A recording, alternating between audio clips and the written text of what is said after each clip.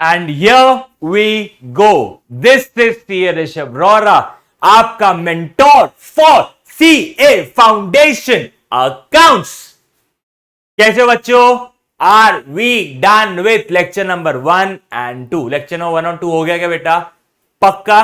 अगर राजा अभी भी नहीं हुआ, एक बार देख के आना, it will definitely give you some value addition.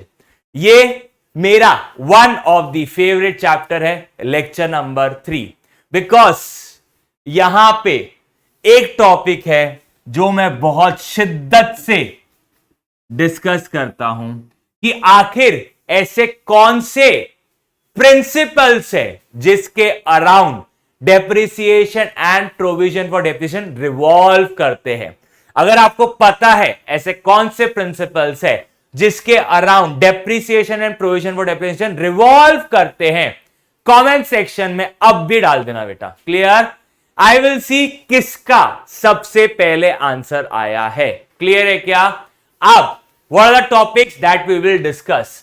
Accounting assumption. कौन सा टॉपिक डिस्कस करने वाले हैं? Accounting assumption.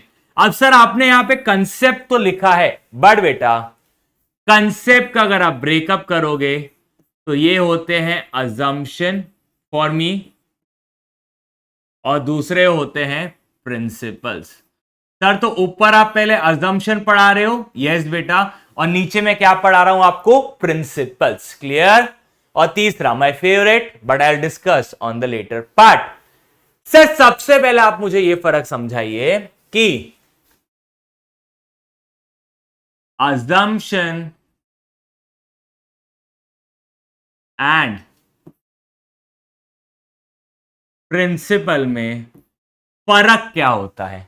क्लियर है? अब अज्यूम करो मैं रास्ते से जा रहा था, अब हुआ क्या बेटा? मैं रास्ते से जा रहा था, अब मैंने किसी को देखा, उसने भी मुझे देखा। क्लियर? ऑब्वियसली वो फीमेल है, ठीक है। क्लियर? मैं जा रहा था, मैंने किसे देखा? एक, छोड़ो बातें। क्लियर? मैंने किसी को देखा, उसने भी मुझे देखा। क्लियर? अब वो ऑल बट ऑब्वियस एक गर्ल थी। मैंने जिसे देखा, मैंने अज्यूम कर लिया कि उसे भी मैं पसंद हूं, उसे भी मैं पसंद हूं। क्या मेरा अजम्पशन सच है? सर ऐसा हो भी सकता है, ऐसा नहीं भी हो सकता है। तो बेटा accounting assumptions may apply on the business or may not apply. May apply on the business और may not apply. ठीक है? बट प्रिंसिपल्स ये हमेशा अप्लाई होंगे। एग्जाम्पल के लिए सपोज मेरी शादी हो गई, सपोज करो मैं अभी तक सिंगल हूं, सपोज मेरी शादी हो गई। क्लियर? अब क्या मैं उसका हस्बैंड? यस। क्या वो मेरी वाइफ? यस। क्या यहां मे और मे नॉट भी वाला अप्लाई होता है क्या? सर एग्जांपल तो दो। अज्यूम करो कि मैं उसका हस्बैंड और वो किसी और की वाइफ। कलयुग, ठीक है? ऐसा पॉसिबल है क्या बेटा? नहीं। प्रिंसिपल मतलब ऐसा तो होना ही है। एंड अकाउंटिंग प्रिंसिपल्स ये तो बेटा हमेशा अप्लाई होगे ही होगे। क्लियर है? ये मे और may not apply, but principle will always apply. Clear है क्या? पक्का? अजम्पशन और प्रिंसिपल में फर्क समझ रहा है? अजम्पशन हो भी सकता है, हो भी सकता है ना हो, कुछ भी हो हमको चलेगा, मे और may not be, but principles will always apply, ये हमेशा अप्लाई होंगे। क्लियर है क्या? Yes sir. पहला topic, what are your fundamental accounting assumption? What are your fundamental accounting assumption? Sir assumption it may apply or it may not apply. ठीक है? पहला क्या है? Going concern assumption. पहला क्या है? Going concern assumption. कंसर्न का मतलब क्या होता है बेटा? बिजनेस। कंसर्न का मतलब क्या होता है? बिजनेस। और गोइंग मतलब चलता रहेगा। गोइंग मतलब चलता रहेगा। मेरा ये अजम्पशन है कि मेरा बिजनेस हमेशा चलता रहेगा। मेरा अजम्पशन क्या है? कि मेरा बिजनेस हमेशा चलता रहेगा। क्या ये जरूरी है? सर, भगवान की दया रहे आपका बिजनेस हमेशा चलता रहे, बट बहुत बार ऐसा होता है बहुतों के बिजनेस नहीं भी चलते हैं, वो अपना बिजनेस बंद कर देते हैं and they are done. Clear है? तो क्या मैं ये बोल सकता हूं ये एक अजम्पशन है? भगवान करे ये अजम्पशन हमेशा वैलिड रहे, बट अगर अजम्पशन वैलिड नहीं रहा चलेगा क्या? हाँ चलेगा, कोई दिक्कत नहीं, हम धंधा बंद कर देंगे। क्लियर है क्या? अब इस अजम्पशन का इंपॉर्टेंस क्या है? इस अजम्पशन का इंपॉर्टेंस क्या है? बेटा ये अजम्पशन के वजह से ही मैं एसेट्स और लाइबिलिटी को क्लासिफाई करता हूं under non current and current. Clear है? सर नॉन करंट एसेट मतलब क्या? Fixed asset, non current investments, etcetera etcetera. मैं गोइंग कंसर्न अजम्पशन के वजह से ही क्लासिफिकेशन कर पाता हूं। अगर ये अजम्पशन आप अप्लाई नहीं करोगे तो आप इनका क्लासिफिकेशन भी नहीं कर सकते। तो ये अजम्पशन आपको अप्लाई करना पड़ेगा। क्लियर है? बट कितने समय तक ये अजम्पशन वैलिड रहेगा ये बेटा भगवान के हाथ में। क्लियर है क्या? जब तक धंधा चलता रहेगा ये अजम्पशन चलता रहेगा, जिस दिन धंधा बंद ये अजम्पशन भी बंद। ठीक है, आगे बढ़े। Yes sir. Next assumption is consistency assumption. ये अजम्पशन के लिए मैं एक एग्जांपल लेता हूं। कंसिस्टेंसी अजम्पशन क्या बोलता है? अगर आपने for example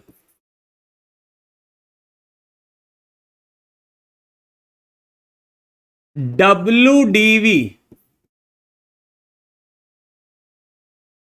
method of depreciation apply किया तो आप हमेशा ही WDV मेथड अप्लाई करोगे। क्लियर है क्या? कंसिस्टेंसी अजम्पशन क्या बोलता है कि अगर आपने एक बार WDV मेथड लिया है तो हम अज्यूम कर रहे हैं आप हमेशा ही WDV method of depreciation choose करोगे। सर क्या ये अजम्पशन हम तोड़ सकते हैं? हां बेटा, आप ये अजम्पशन ब्रेक कर सकते हो, बट रीजंस क्या होने चाहिए? क्लियर? रीजंस क्या हो सकते हैं? पहला, लॉ ने बोल दिया चेंज कर दो। ठीक है, पहला रीजन क्या है? लॉ। अज्यूम करो लॉ ने बोला कल से WDV मेथड अप्लाई नहीं होगा। क्लियर? तो लॉ ने बोल दिया कि WDV मेथड अप्लाई नहीं होगा, तो आपको बिना सोचे बिना समझे आपको मेथड चेंज करना पड़ेगा। मतलब आपका अजम्पशन ब्रेक हो जाएगा अगर लॉ ने बोला ब्रेक कर दो। क्लियर है? Second, if change will lead to better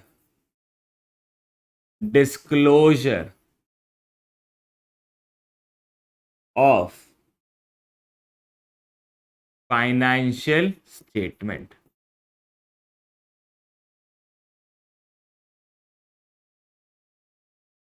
आप कंसिस्टेंसी अजम्पशन ब्रीच तो कर सकते हो, ब्रेक कर सकते हो। मतलब आप WDV मेथड से SLM मेथड में भी शिफ्ट हो सकते हो या SLM से WDV भी एक्सेट्रा।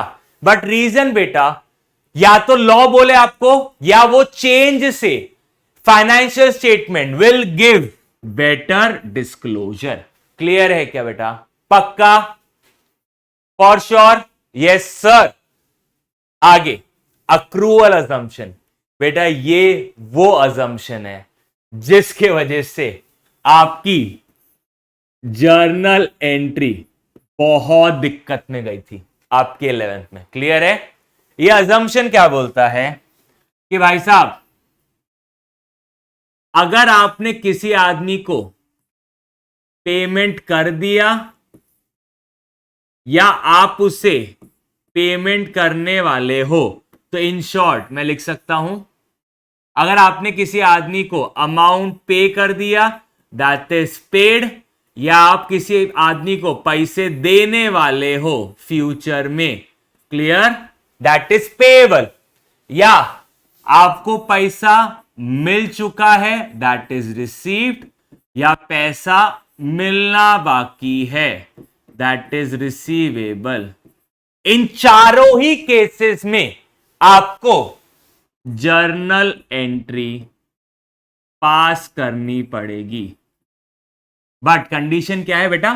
फाइनेंशियल ट्रांजैक्शन होना चाहिए एक्सेट्रा एक्सेट्रा, वो जर्नल एंट्री का जो थी। ठीक है, क्लियर है क्या? अक्रूअल अजम्पशन क्या बोलता है? अगर आपने किसी आदमी को पेमेंट कर दिया या उस आदमी से आपने कुछ खरीदा है लेकिन फ्यूचर में पेमेंट करने वाले हो, या किसी आदमी से आपको पैसे मिल गए या फ्यूचर में मिलने वाले हैं क्योंकि आपका उसके साथ कोई ट्रांजैक्शन हुआ है, तो आपको जर्नल एंट्री पास करनी पड़ेगी। क्लियर? सर लेकिन आपने बोला कि ये अजम्पशन है, अजम्पशन में जरूरी नहीं है। अब बेटा देखो क्या होता है, अकाउंट्स में ये एक अजम्पशन है, बट अकाउंट्स में आगे आप एक प्रिंसिपल पढ़ोगे, रेवेन्यू रिकॉग्निशन प्रिंसिपल। आप कौन सा प्रिंसिपल पढ़ोगे? Revenue recognition principle. ये बोलता है अगर आपको रेवेन्यू दैट इज आपके टर्नओवर को रिकॉग्नाइज करना है, या तो अक्रूअल बेसिस पे करो, अक्रूअल मतलब पैसा दिया हो या ट्रांजैक्शन के वजह से देना बाकी हो, पैसा मिल चुका हो या ट्रांजैक्शन की वजह से पैसा मिलने वाला हो, आप अकाउंटिंग करो। और अगर आप अक्रूवल के हिसाब से अकाउंटिंग नहीं करोगे तो आप कौन सा यूज कर सकते हो? Cash basis of accounting. कौन सा यूज कर सकते हो? Cash basis of accounting. तो इन शॉर्ट, अगर आपको अक्रूवल अजम्पशन नहीं पड़ता तो आप cash basis of accounting use कर सकते हो। क्लियर है? आपको अल्टरनेटिव दिया है अकाउंट्स ने, या तो अक्रूवल या तो कैश, जो आपकी इच्छा। बट हमारा मानना रहेगा, हम अज्यूम करके चल रहे हैं कि आप किसके हिसाब से चल रहे हो? अक्रूवल। अगर आप कैश बेसिस पे चलोगे तो सिर्फ इन्फॉर्म कर देना, सिर्फ क्या करना? इन्फॉर्म कर देना, बस। क्लियर है क्या? यहां तक सॉलिड है बेटा? अक्रूवल अजम्पशन मतलब क्या? आपने पैसा दिया हो या ट्रांजैक्शन की वजह से देने वाले हो, या पैसा मिल गया या ट्रांजैक्शन की वजह से मिलने वाला हो, हम जर्नल एंट्री पास करेंगे। बट आपको अगर ये अजम्पशन फॉलो नहीं करना तो आप कैश बेसिस यूज कर सकते हो। क्लियर है? सर कैश बेसिस क्या रहता? मैं accounting that is journal entry कब पास करूंगा? जब पैसा रिसीव होगा या जब पैसा पे करूंगा, दैट्स इट। क्लियर है? Yes sir. आगे बढ़ते हैं, चले राजा, चलते हैं राजा। ठीक है, अब आपके लिए क्या आ रहे हैं? Accounting concepts. ये आपको बेटा डायग्राम आपके मॉड्यूल में मिल जाएगा आईसीएआई के। कहां मिल जाएगा आपको? आईसीएआई के मॉड्यूल में मिल जाएगा, यूनिट ओवरव्यू में। ठीक है, अब अगर आप यहां ध्यान दोगे ना, ऊपर वहां पे हेडिंग मिलेंगे आपको अकाउंटिंग कंसेप्ट। बट कंसेप्ट को मैंने किस में ब्रेक किया था? सर कंसेप्ट को आपने दो चीजों में ब्रेक किया था। एक किया था आपने प्रिंसिपल, और दूसरा आपने क्या किया था? अजम्पशन। बिल्कुल बेटा, एकदम सही बोला। अब आप ये लाइन पढ़ो, क्या आपको यहां पे कुछ चीजें दिख रही है? सर आपने अभी अभी अक्रूवल पढ़ा दिया, क्योंकि अक्रूवल एक फंडामेंटल अकाउंटिंग अजम्पशन है, एक फंडामेंटल अकाउंटिंग अजम्पशन है। क्या मैंने अक्रूवल पढ़ा दिया आपको? यस। क्या मैंने आपको कंसिस्टेंसी पढ़ा दिया? बिकॉज ये भी क्या है, एक फंडामेंटल अकाउंटिंग अजम्पशन। सर आपने तो गोइंग कंसर्न भी पढ़ा दिया, बिकॉज ये भी क्या है आपका फंडामेंटल अकाउंटिंग अजम्पशन। क्लियर है? मेरे 3 तो हो गए। क्लियर है? पक्का? आप चालू करते हैं बेटा, जो बचे हुए हैं। बी वेरी पेशेंट, लेक्चर बहुत शॉर्ट होने वाला है, बट आपको लेक्चर पढ़ने के बाद ऐसा आनंद आएगा, क्लियर, कि आप फूले नहीं समाओगे बेटा। ठीक है, चले। यस सर, आगे बढ़े बेटा। थोड़े से आज बाल मेसी है, बट ठीक है, कभी कभी होता है। एंटिटी, पहला प्रिंसिपल कौन सा है आपका? Also concept. ठीक है, क्या है? Business entity principle. मैं तो बेटा इसको क्या बोलता हूं? Business entity principle. क्लियर? क्या बोलता हूं मैं? Business entity principle. ये प्रिंसिपल के हिसाब से ओनर अलग, धंधा अलग। ये प्रिंसिपल के हिसाब से ओनर अलग और धंधा अलग। क्लियर है क्या? ये प्रिंसिपल से ओनर अलग, धंधा अलग। ठीक है, this segregates owner from the business, और इसी वजह से हम बैलेंस शीट के, किसकी बैलेंस शीट के? बिजनेस के बैलेंस शीट के लाइबिलिटी साइड एक वर्ड लिखते हैं, कैपिटल। क्लियर है? बिकॉज हम क्या मानते हैं? Owner is different from the business. हम क्या मानते हैं? Owner is different from is business. क्या आपको पता था इससे पहले? ये एक प्रिंसिपल है जिसकी वजह से हम कैपिटल लिखते हैं और हम सेग्रीगेट करते हैं। होप सो आपको पता होगा guys, I assume that. Clear? अब मेरा assumption may be valid, may not B, ठीक है, बट आई होप सो आपको ये पता होगा। क्लियर? नेक्स्ट प्रिंसिपल पे चलते हैं, मनी मेजरमेंट प्रिंसिपल। अगर आपने लेक्चर नंबर 1 देखा होगा तो मैंने वहां कहा था ट्रांजैक्शन मतलब क्या? सर ट्रांजैक्शन मतलब लेन और देन। ट्रांजैक्शन मतलब क्या? लेन देन। क्या होता है? ट्रांजैक्शन। बट अकाउंट्स में आप जर्नल एंट्री तभी पास करोगे जब ये ट्रांजैक्शन, कौन से टाइप का ट्रांजैक्शन है? Financial transaction. दैट इज, आप इस लेन देन को किस फॉर्म में कन्वर्ट कर सकते हो? मॉनेटरी फॉर्म में। तब जाके आप इस लेन देन की क्या कर सकते हो? अकाउंटिंग। तो मनी मेजरमेंट कंसेप्ट या मनी मेजरमेंट प्रिंसिपल क्या बोलता है? वही चीज जो मैं बता चुका हूं, अकाउंटिंग। दैट इज, आप जर्नल एंट्री कब पास कर सकते हो? जब वो चीज को आप पैसे के फॉर्म में कन्वर्ट कर सको। Everything will be recorded in accounts if it's readily convertible into money form. अगर आप उसे पैसे के फॉर्म में कन्वर्ट कर सकते हो तो आप उस ट्रांजैक्शन को क्या बोलोगे? Financial transaction. आप उसकी क्या कर लोगे? अकाउंटिंग। क्लियर है कि बेटा? मनी मेजरमेंट प्रिंसिपल ये सेकंड प्रिंसिपल है जो कि आपका कहां से उठ के आता है? जर्नल एंट्री की, सॉरी, अकाउंटिंग की डेफिनेशन से। उसके बाद periodicity principle, also known as periodicity concept. अब ध्यान दो, मेरा एक अजम्पशन है, मेरा एक अजम्पशन है कि मेरा बिजनेस सालों साल चलता रहेगा। मेरा बिजनेस सालों साल चलता रहेगा। तो मेरे को बात बताओ, जब बिजनेस सालों साल चलता रहेगा तो क्या मुझे बिजनेस का परफॉर्मेंस जज करना चाहिए? बेटा एकदम सिंपल सी बात है। मेको या आपको कैसे पता चलेगा आपको अकाउंट्स आ रहा है या नहीं आ रहा है? मैं आपका परफॉर्मेंस चेक करूंगा। अगर मेरे को आपका परफॉर्मेंस चेक करना है तो मैं आपकी क्या लूंगा बेटा, अकाउंट्स की टेस्ट। मैं क्या लूंगा, आपकी अकाउंट्स की टेस्ट। अब मैं बात बताओ, टेस्ट वीकली लूं ज्यादा अच्छा कि मंथली लूं ज्यादा अच्छा, कि मैं ईयरली एक बार लूं या मैं क्वार्टरली लूं? सर, सबसे बेटर परफॉर्मेंस का जजमेंट कब मिलेगा, जब आप हमारी टेस्ट वीकली लोगे, जब आप हमारा परफॉर्मेंस वीकली जज करोगे।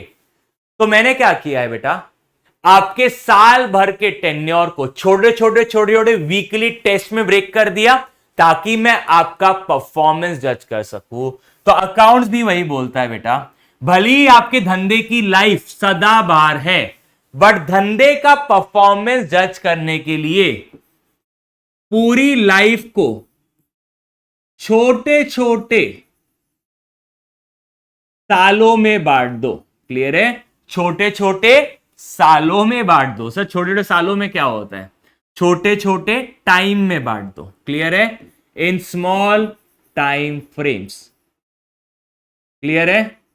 दैट इज, पूरे लाइफ को भले आपने छोटे छोटे टाइम फ्रेम में बांटा, बट एटलीस्ट साल में एक बार आप अपनी balance sheet and trading and profit and loss account बना के चेक कर लो कि आप परफॉर्म कैसे कर रहे हो, कि आप परफॉर्म कैसे कर रहे हो।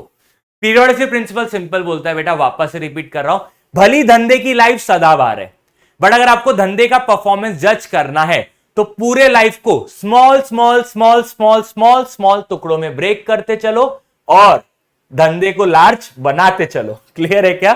जोक्स अपार्ट, पूरे लाइफ को आपको स्मॉल स्मॉल टाइम फ्रेम में ब्रेक करना है और एटलीस्ट ईयरली, कम से कम मैं बोल रहा हूं मिनिमम ईयरली बैलेंस शीट या trading and profit and loss account बना लो, ताकि आप अपना धंधे का परफॉर्मेंस जज कर सकते हो। बेटा, कुछ ऐसी कंपनीज तो है स्पेसिफिकली जो स्टॉक मार्केट में लिस्टेड रहती है। क्लियर?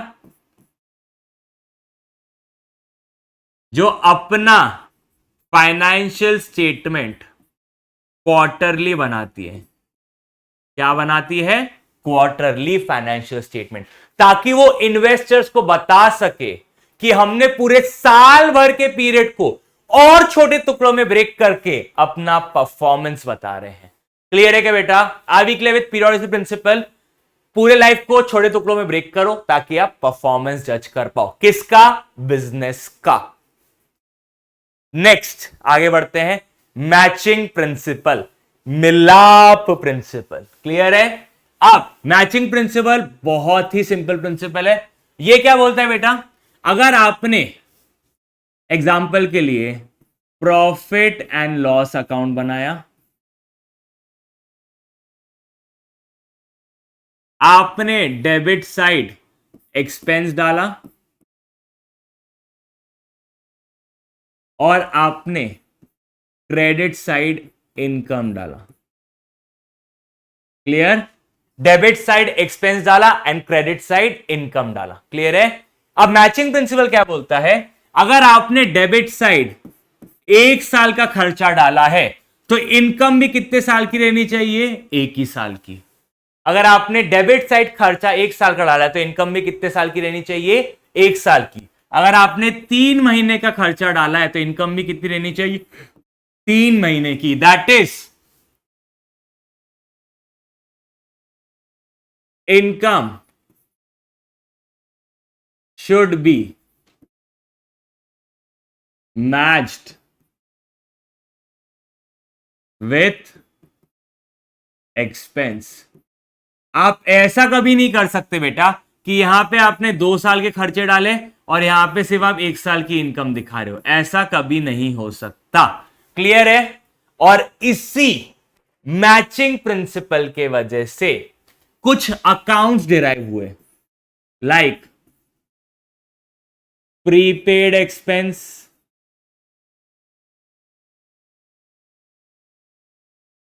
एडवांस इनकम, क्लियर है, एक्सेट्रा एक्सेट्रा। क्लियर है, यहां तक सॉर्टेड है, पक्का। मैचिंग प्रिंसिपल क्या बोलता है, मैचिंग कंसेप्ट क्या बोलता है, income should be matched with expense. ठीक है, चले राजा आगे, पक्का। Yes sir. Historical cost principle, fast तो नहीं हो रहा बेटा, पक्का, फॉर श्योर। चले आगे, yes sir. Historical cost principle या कॉस्ट कंसेप्ट या कॉस्ट प्रिंसिपल, आप कुछ भी नाम बोलो, ये क्या बोलता है, आपने एसेट को जिस रेट में परचेज किया है, ठीक है, या आपने जिस रेट में उसे एक्वायर किया है, वही रेट बैलेंस शीट में दिखते रहना चाहिए। एग्जाम्पल के लिए, सपोज मैंने एक लैंड 2001 में परचेज किया, कितने का, लेट्स से 10 लाख का। अभी क्या चल रहा है, 2022। क्लियर, ये लैंड का वैल्यू हो चुका है 2 करोड़। क्लियर, ये लैंड का वैल्यू कितना हो चुका है, 2 करोड़। देन ऑल्सो 2022 की बैलेंस शीट में ये लैंड कितने का ही रहना चाहिए, आज भी 10 लाख का। हम लैंड को मार्केट वैल्यू पे रीवैल्यू नहीं करेंगे, वो हिस्टोरिकल कॉस्ट मतलब पुश्तैनी रेट, जिस रेट में मैंने खरीदा होगा उसी रेट में बैलेंस शीट में दिखते रहना चाहिए। ये कौन सा प्रिंसिपल बोलता है, हिस्टोरिकल कॉस्ट प्रिंसिपल। समझा बेटा, पक्का, क्लियर है, चले आगे, पक्का, चल डन। अब फेवरेट, क्लियर, कौन सा प्रिंसिपल, प्रूडेंस प्रिंसिपल। आपको पता चला कितने सारे प्रिंसिपल हो गए, लेट्स गिव अ चेक। ठीक है, मेरे साथ में एंटिटी प्रिंसिपल क्या बोलता है, सर ओनर अलग धंधा अलग।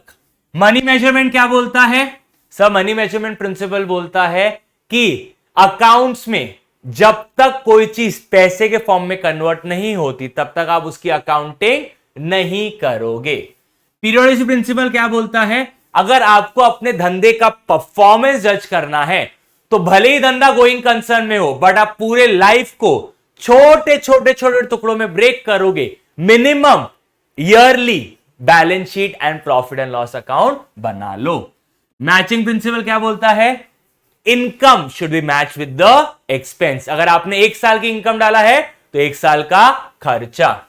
कॉस्ट कंसेप्ट, कॉस्ट कंसेप्ट क्या बोलता है बेटा, कॉस्ट कंसेप्ट बोलता है कि अगर आपने किसी एसेट को आज से 10 साल 20 साल पहले जिस रेट में एक्वायर किया होगा उसी रेट पे वो एसेट बैलेंस शीट में दिखते रहना चाहिए।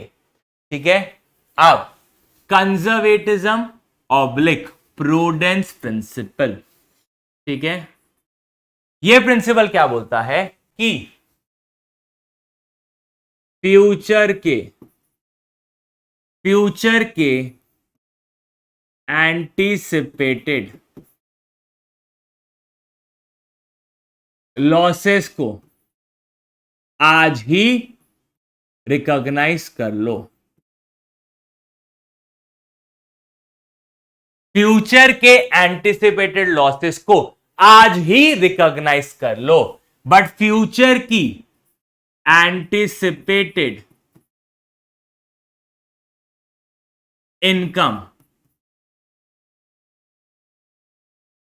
को हम कुछ नहीं करेंगे। क्लियर है, ये सीधा क्या बोल रहा है, अगर आपको फ्यूचर में लॉस होने वाला है उसकी अकाउंटिंग आज ही कर लो, उसकी जर्नल एंट्री आज ही पास कर लो। लेकिन फ्यूचर में अगर आपको कमाई होने वाली है तो आप उसको रिकॉग्नाइज मत करो, आप उसकी जर्नल एंट्री पास मत करो।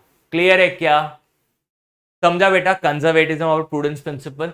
ठीक है सर, इसका लॉजिक क्या है, मैं एक इमोशनल लॉजिक देता हूं, आपको बहुत मन से बात लगेगी। ठीक है, सपोज आप सपोज नहीं, मैं अज्यूम कर रहा हूं, बट स्टिल आप सीए फाउंडेशन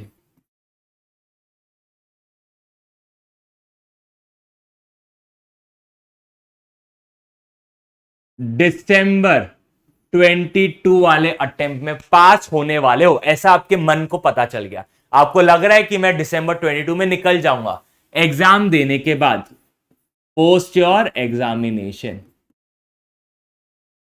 क्या आप किसी को अपनी खुशी बताने वाले हो क्या?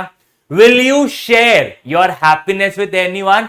नहीं बेटा, आप किसी को भी नहीं बताओगे, बिकॉज आपको क्या लगेगा, सारा नजर वजर लग गई तो छोड़, अपन किसी को नहीं बताते। बट इन केस कोई बच्चा होगा जो इस एग्जाम में क्लियर नहीं हो रहा होगा, बेटा वो बच्चा इतना डीप हार्टेड रहेगा कि वो अपने दोस्तों को या किसी ना किसी को तो बता ही देगा, भाई इस बार नहीं निकल रहा, अगली बार ट्राई करेंगे। क्लियर है? क्या वो शेयर करेगा क्या अपना गम? हां। बट वो बच्चा जो पास हो रहा है, क्या वो अपनी खुशी शेयर करेगा क्या? नहीं, उसका क्या रहेगा, भाई नजर ना लग जाए। क्लियर है? तो वैसे ही अकाउंट्स, क्या अकाउंट्स के लिए खुशी क्या है? उसकी इनकम। क्या वो अपनी खुशी किसी को बताना चाहेगा आज जो फ्यूचर में होने वाली है? नहीं, वो उसको छुपा के रखेगा जब तक वो खुशी एक्चुअल में नहीं आती है। बट अगर अकाउंट्स को कुछ लॉस होने वाला है, वो सबको आज ही बता देगा, भाई साहब लॉस होने वाला है देख लो, भाई साहब लॉस होने वाला है देख लो। क्लियर है क्या राजा? पक्का। बट जितने बच्चे लेक्चर देख रहे हैं, I pray from the bottom of my heart कि आपका दिसंबर 2022 का अटेम्प्ट पक्का निकलेगा। That's my well wishes to you guys. Efforts दो और आपका जरूर निकलेगा। क्लियर है? For sure. आगे बढ़े? Yes sir. Next is my favourite topic. Clear? And that is, देख लो बेटा, इसके आगे क्या है आपके पास?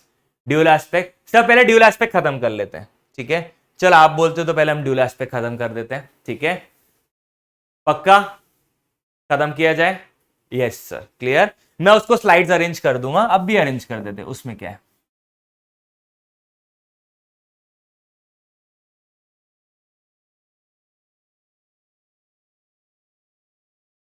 हाँ सर, अरेंज कर दिए स्लाइड। बेटा 3 ही प्रिंसिपल्स बाकी है, that's it. Clear? Dual aspect principle, बेटा यही तो वो प्रिंसिपल है जिसके वजह से जर्नल एंट्री में debit is equal to credit. Clear? और यही वो प्रिंसिपल है जिसके वजह से आपका अकाउंटिंग इक्वेशन आया है, और वो अकाउंटिंग इक्वेशन क्या है? Asset equals to liability plus capital. Sir आपने तो ये बताया, ये इक्वेशन की वजह से हुआ क्या है? बड़ी इक्वेशन का मतलब क्या है? एकदम सिंपल मतलब है बेटा, every debit has N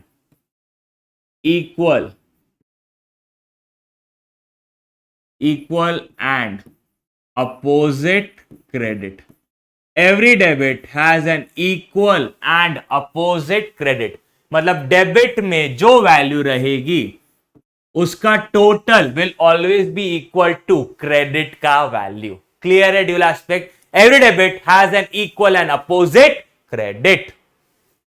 full disclosure principle. अब ये वाला प्रिंसिपल बेटा मैं आज कवर नहीं करूंगा, ये प्रिंसिपल आपका lecture number 18, that is your last lecture, जहां पे मैं cash book, purchase book, cell book, थोड़ी बहुत थियरी और साथ में contingent asset and contingent liability cover करने वालों हूं, ठीक है? बट वो लेक्चर नंबर 18 में। क्लियर है? That is your last lecture. उस दिन अपन फुल डिस्क्लोजर प्रिंसिपल एक बार देखेंगे। क्लियर है? क्योंकि ये उसी टॉपिक में सिंक होता है कंप्लीटली। इसके लिए पहले आपको नॉलेज होना चाहिए what do you mean by contingent asset, what do you mean by contingent liability. Clear? Easy topic है बट मैं मिक्सअप नहीं करना चाहता, दैट्स इट। क्लियर है? बढ़े आगे। मटीरियलिटी कंसेप्ट या मटीरियलिटी प्रिंसिपल। बेटा प्रिंसिपल एकदम सोबर सी चीज पूछता है और बताता है। मैं एग्जांपल देता हूं, एग्जाम्पल के लिए, ठीक है। अगर आपने सेल किया है ₹500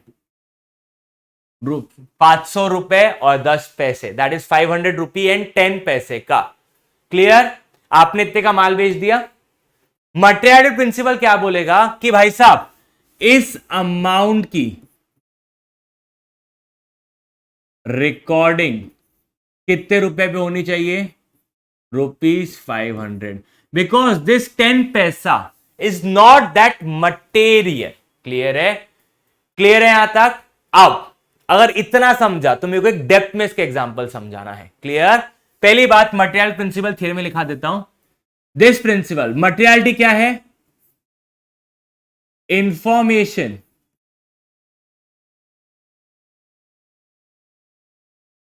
दैट मे चेंज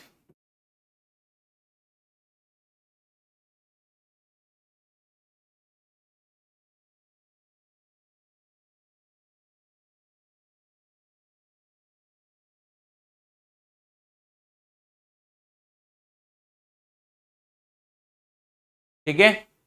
मटेरियलिटी क्या बोलता है? वो इंफॉर्मेशन जो यूजर का डिसीजन मेकिंग चेंज कर दे, वो इंफॉर्मेशन क्या बन जाती है? मटेरियल। अभी मैंने बहुत छोटा सा लिखा है आपके रेफरेंस के लिए। ये एग्जांपल अगर आपके दिमाग में बैठ गया है और वो आपके दिमाग में थियरी बैठ गई है तो मैं एक डीप एग्जांपल लेने वाला हूं इसी topic, because it's important topic. Suppose यहां पे रिलायंस है, सपोज यहां पे रिलायंस है और यहां पे रिलायंस के अलावा कोई और लेट्स से एक एकेडमी है। काय की एकेडमी है? कॉमर्स की।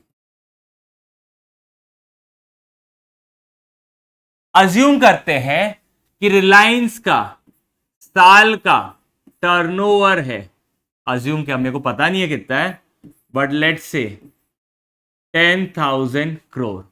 और उसी जगह एक कॉमर्स एकेडमी है, उसका सालाना टर्नओवर कितना है? 200 करोड़। कितना है? 200 करोड़। क्या रिलायंस को प्रिंटिंग एंड स्टेशनरी का खर्चा होगा? बिल्कुल सर, रिलायंस को भी प्रिंटिंग का खर्चा है और एक एकेडमी को भी प्रिंटिंग का खर्चा है। सर रिलायंस को कौन सी चीज का प्रिंटिंग का खर्चा है? बिल का, दैट इज इनवॉइस का,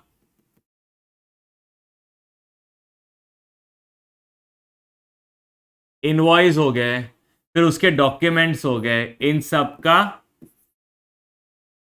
प्रिंटिंग का खर्चा रहता है। बट एक एकेडमी के लिए कौन सा प्रिंटिंग का खर्चा रहता है? सर प्राइमरी खर्चा रहता है नोट्स, उसके अलावा इनवॉइस अगर प्रिंट होते होंगे तो वेल एंड गुड। क्लियर है? या आज की तारीख में तो ये भी ऑनलाइन हो गया, बट स्टिल हम मान लेते हैं नोट्स। अब बात को समझो बेटा, रिलायंस का प्रिंटिंग का खर्चा आया है 10 करोड़। कितना आया है? 10 करोड़। 10 करोड़ छोटा हो गया बहुत। लेट्स से रिलायंस का प्रिंटिंग का खर्चा आया है 50 करोड़। कितना आया है? 50 करोड़ रुपए उसका क्या है? प्रिंटिंग का खर्चा। और वहीं पे एक एकेडमी है, उसका प्रिंटिंग का खर्चा कितना आया है? 20 करोड़। कितना आया है? 20 करोड़। अब देखो बेटा, मैं एक इन्वेस्टर हूं, मेरे को रिलायंस में पैसा लगाना है और मेरे को एकेडमी में भी पैसा लगाना है। ठीक है, एक सेकंड गाइस, सो सॉरी।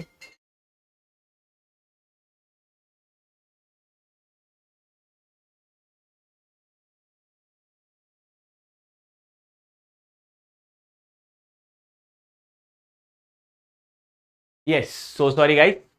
ठीक है, अब रिलायंस का टर्नओवर कितना है? 10,000 करोड़ और रिलायंस का प्रिंटिंग का खर्चा कितना है 50 करोड़। वही जगह कॉमर्स अकेडमी है, कितना खर्चा है, टर्नओवर कितना है 200 करोड़, प्रिंटिंग का कितना खर्चा है 20 करोड़। अगर आप ऑब्जर्व करोगे प्रिंटिंग का खर्चा कितना है 10%। क्लियर है? और रिलायंस के लिए प्रिंटिंग का खर्चा कितना है, अगर मैं पकड़ू 10,000 का 10% होता है 1000, 1000 1%, कितना हो गया ये 0.5%। कितना हो गया 0.5%। अब जब रिलायंस अपना प्रॉफिट एंड लॉस अकाउंट बनाएगा, जब रिलायंस अपना प्रॉफिट एंड लॉस अकाउंट बनाएगा, वो इस प्रिंटिंग के खर्चे को कहां पे डाल देगा, मिसलिनियस एक्सपेंसेस 50 करोड़। बट क्या एक एकेडमी वाला ये 20 करोड़ के खर्चे को मिसलिनियस लिख सकता है क्या? नहीं बेटा, ये एक ऐसी इंफॉर्मेशन है जो यूजर्स के लिए मटेरियल है, बिकॉज ये टर्नओवर का 10%। आप यूजर्स को बताना जा रहे हो कि मैं जितनी भी मेरे पास फीस आती है उसका 10% मेरा प्रिंटिंग एंड स्टेशनरी का खर्चा है। और ये डिसीजन, ये इंफॉर्मेशन यूजर्स का डिसीजन मेकिंग चेंज कर सकती है। M I clear? क्लियर है क्या? बट अब रिलायंस केस में 50 करोड़ मिसलिनियस, हाँ कुछ होगा यार, अंबानी जी का कुछ खर्चा होगा, कहीं चले गया होंगे तो टिप वेप दे दी होगी, ये उनका खर्चा होगा। क्लियर है?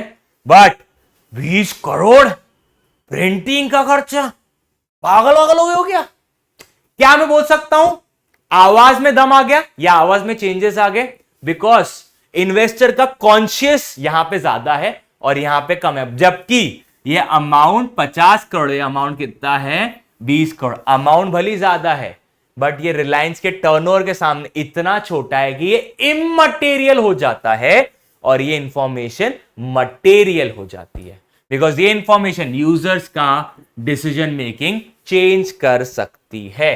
क्लियर है क्या? तो मटेरियलिटी मतलब क्या? Information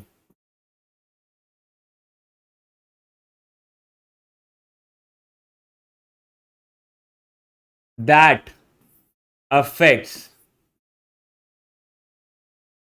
users decision making.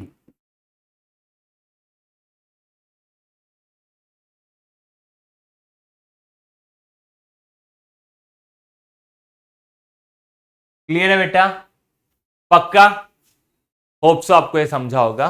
ठीक है, एक बार मैं बोलूंगा कि वापस देख लो, ये बहुत कॉन्क्रीट तरीके से समझो एंड एंड करो। ठीक है? Yes sir. अब finally we are on to the topics. ठीक है, इसके पहले क्विक रिकैप देता हूं 3 प्रिंसिपल्स का जो यहां पे अप्लाई होते हैं। पहला प्रिंसिपल बेटा, पहला प्रिंसिपल है प्रूडेंस। पहला क्या है? प्रूडेंस। प्रूडेंस प्रिंसिपल क्या बोलता है? फ्यूचर के एंटिसिपेटेड लॉसेस को आज ही रिकॉग्नाइज करो। अब अज्यूम करो कि मैंने एक मशीन खरीदा। कितने की मशीन खरीदा? 10 लाख रुपए की। 5 इयर्स की इसकी लाइफ है और 5 साल बाद ये मशीन का क्रैप वैल्यू है 5 लाख रुपए। कितना है? 5 लाख रुपए। तो क्या मैं बोल सकता हूं 10 लाख की मशीन है, 5 साल बाद कितने में जाएगी?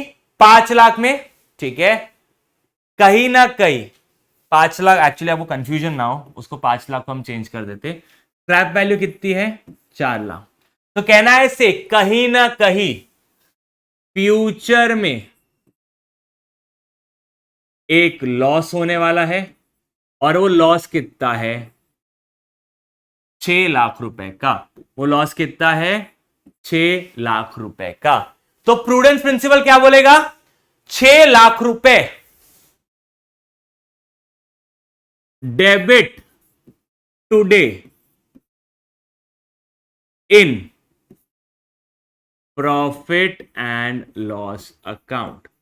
Debit today in profit and loss account.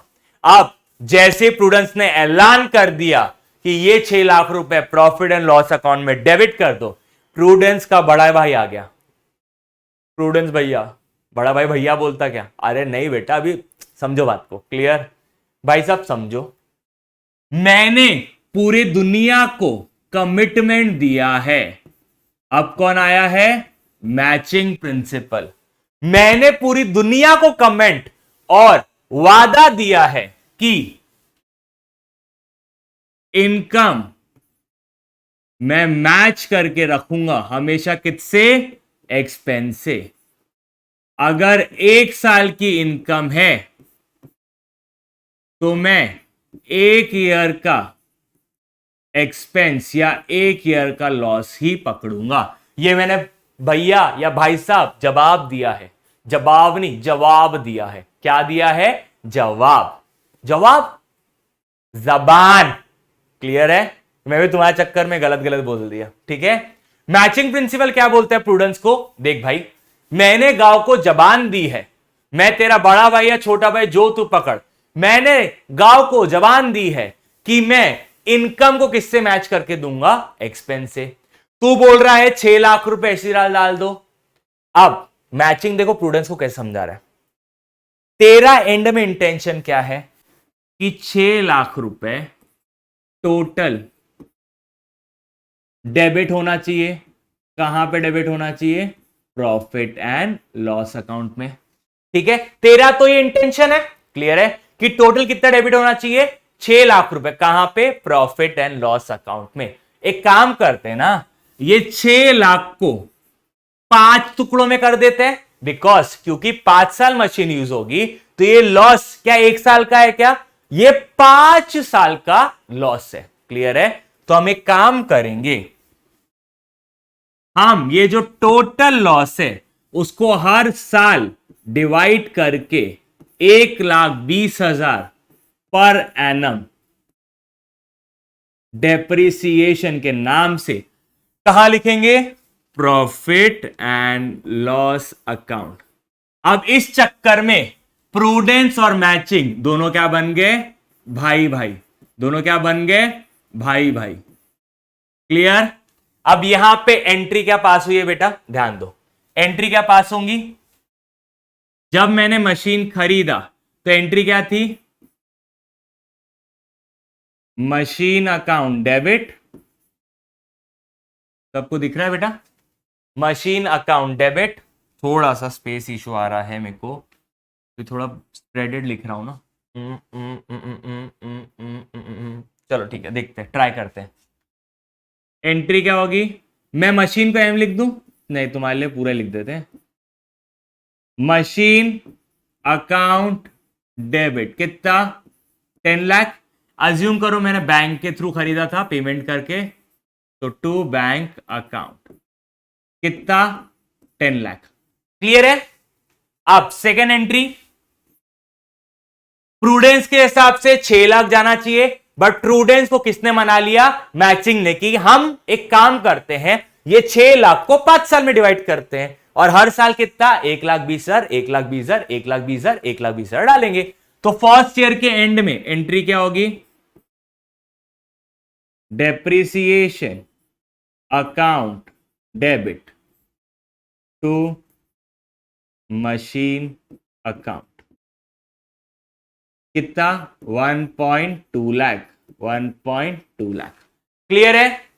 अब मेरे को बात बताओ, इस चक्कर में ये दोनों के भाई भाई होने के चक्कर में, क्लियर, एक जना बुरा मान गया, क्लियर, एक जना बुरा मान गया। वो कौन सा प्रिंसिपल है, अब तो बेटा बताना पड़ेगा, कमेंट सेक्शन में बताओ, क्लियर। अब मेरे को एक्सपेक्टेड है कौन सा प्रिंसिपल बुरा मान रहा है जब ये वाली एंट्री पास हो रही है, कौन सा प्रिंसिपल बुरा मान रहा है।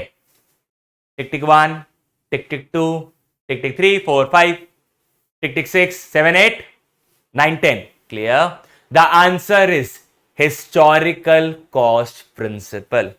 सर होता क्या है बेटा,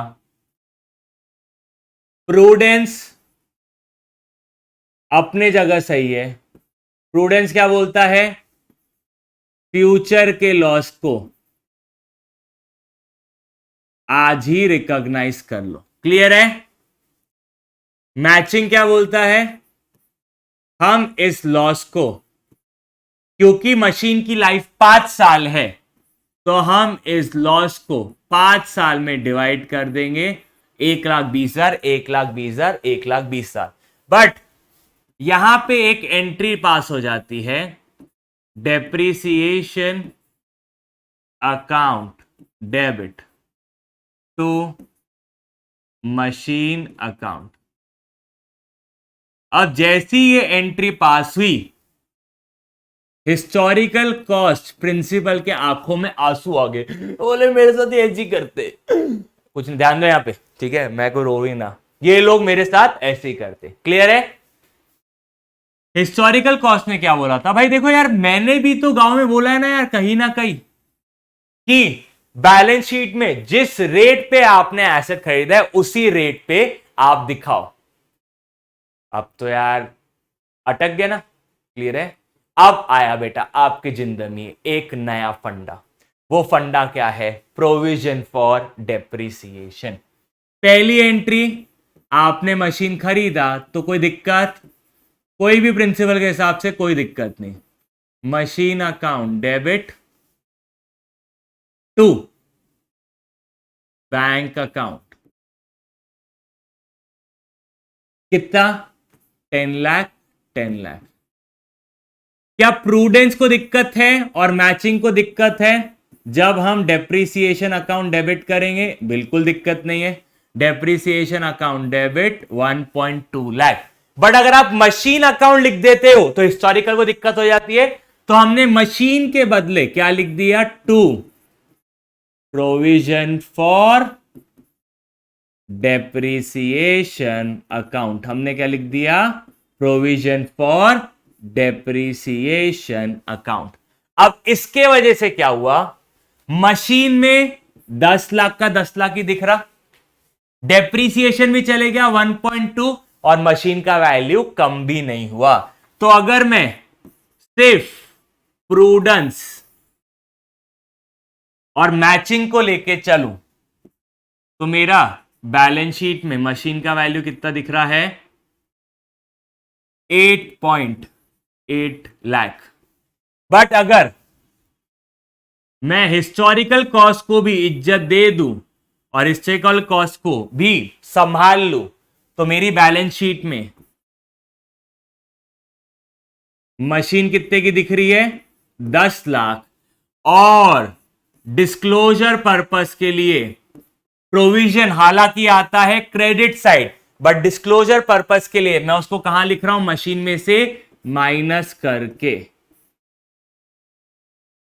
क्या मशीन का वैल्यू कम हुआ है क्या? नहीं सर, मशीन का वैल्यू कम नहीं हुआ है। एक काम करते हैं, पहले 2 मिनट दो मेरे को। प्रोविजन कौन सा बैलेंस है? Credit balance. तो प्रोविजन आएगा ऑन द लाइबिलिटी साइड। कितना आएगा? 1.2 लाख। अब मेरे को बात बताओ, क्या हिस्टोरिकल कॉस्ट प्रिंसिपल सेटिस्फाइड है? यस, क्योंकि मशीन 10 लाख की थी, 10 लाख की दिखेंगी। क्या प्रूडेंस और मैचिंग सेटिस्फाइड है? यस, प्रूडेंस और मैचिंग दोनों सेटिस्फाइड है। क्लियर है? अब डिस्क्लोजर पर्पस के लिए कभी भी याद रखना, ये आपकी बैलेंस शीट है। बैलेंस शीट के टी शेप के नीचे हमेशा क्या माना जाता है? Equal to. जैसे आप इस पॉजिटिव साइन को इस तरफ लेके जाओगे तो ये क्या हो जाएगा? Less provision 1.2 lakh. तो अब डिस्क्लोजर पर्पस के हिसाब से आपका मशीन का वैल्यू कितना दिख रहा है? 8.2, जबकि आपने उसको कितना मेंटेन रखा है? 10 लाख पे ही। क्लियर है बेटा? पक्का? Are we clear with this? For sure? Yes, पक्का? चल एक क्विक रिकैप करते हैं क्या क्या आपने पढ़ा। ठीक है सर, हमने डिफरेंट अकाउंटिंग अजम्पशंस पढ़े। क्या क्या अकाउंटिंग अजम्पशन पढ़े बेटा आपने? पहला, गोइंग कंसर्न। गोइंग कंसर्न मतलब क्या? मेरा बिजनेस सदाबार चलता रहेगा। ये क्या था? Going concern assumption. फिर आपने क्या पढ़ा? Consistency assumption. कंसिस्टेंसी अजम्पशन क्या है बेटा कि मेरा अगर मैंने एक बार WD method of depreciation choose कर लिया तो मेरा अजम्पशन रहेगा कि सालों साल तक कौन सा मेथड ही चलेगा, WDV ही। अक्रूवल अजम्पशन क्या बोलता है, भले आपने पे किया हो या वो पेएबल हो कोई ट्रांजैक्शन की वजह से, अगर आपने रिसीव किया हो या वो रिसीवेबल हो किसी ट्रांजैक्शन की वजह से, वो फिर भी रिकॉर्ड करना है। क्लियर है, यहां तक क्लियर है? आगे बढ़े सर। अभी हमने प्रिंसिपल्स पढ़े थे। पहला बिजनेस एंटिटी प्रिंसिपल, ओनर अलग धंधा अलग। दूसरा बोलो जल्दी बोलो, दूसरा सर दिखा दो प्लीज। चलो एक एक करके अपन जैसे लिखा था वैसे लिखते हुए चलते हैं। पहला प्रिंसिपल ओनर अलग धंधा अलग। दूसरा मनी मेजरमेंट प्रिंसिपल, हर चीज जिसको आप मनी के फॉर्म में कन्वर्ट कर सकते हो और वो फाइनेंशियल ट्रांजैक्शन है बिजनेस के लिए, तब ही आप उसकी जर्नल एंट्री करोगे, तभी आप उसकी अकाउंटिंग करोगे। उसके बाद पीरियोडिसिटी प्रिंसिपल, धंधे की लाइफ को छोटे टुकड़ों में बांट दो ताकि आप उसका परफॉर्मेंस जज कर सको। उसके बाद matching, income should B match with expense. उसके आगे हिस्टोरिकल कॉस्ट, ये प्रिंसिपल क्या बोलता है, जिस रेट में आपने मशीन या लैंड या प्रॉपर्टी खरीदा है, भली 20 साल बीत जाए वो उसी रेट में दिखती रहेंगी। आगे कंजर्वेटिज्म ऑब्लिक प्रूडेंस प्रिंसिपल क्या बोलता है, फ्यूचर के एंटिसिपेटेड लॉसेस को आज ही रिकॉग्नाइज करो एंड फ्यूचर की इनकम्स को नहीं। ड्यूल एस्पेक्ट क्या बोलता है, every debit has an equal and opposite credit. Next full disclosure, ये मैं बाद में लूंगा आपका। उसके आगे 18 मटीरियलिटी, वो इंफॉर्मेशन जो यूजर्स का डिसीजन मेकिंग चेंज कर दे, वो इंफॉर्मेशन आपको डिस्क्लोज करनी चाहिए। नेक्स्ट ये आपके लिए था, ठीक है। And we are done for this session. Clear है बेटा? For sure. This is CA Rishabh Rohra signing off. Say no to yes. Thank you, bye bye. Take care. Study well. और इसका DPP for sure आपके एप्लीकेशन पे upload हो जाएगा।